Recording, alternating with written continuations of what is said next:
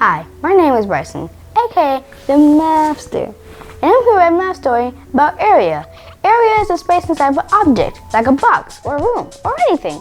But my story will tell you more about that, so let's jump into it. Last week I went to work with my grandfather. He was remodeling his friend's kitchen floor. I asked my grandfather how we know we have enough tiles.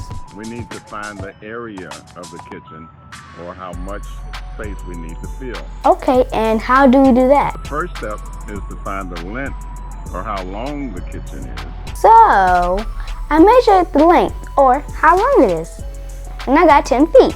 The second step is to find the width or how wide the kitchen is. Then I measured the width and got 12 feet.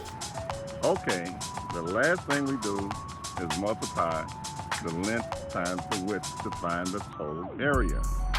Then we will know how many tiles to install.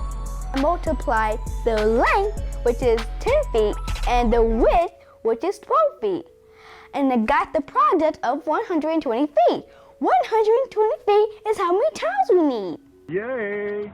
We need 120 tiles to cover the entire floor. Here's an example for you to try. A book has a length of 5 inches and the width of 10 inches. What is the area of the book?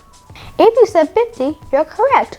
All you have to do is just multiply the length and the width. I hope this video was helpful for you to find area. Don't forget to like, share, and subscribe to our channel, and also visit us at mymathstories.com. Math-ster is out.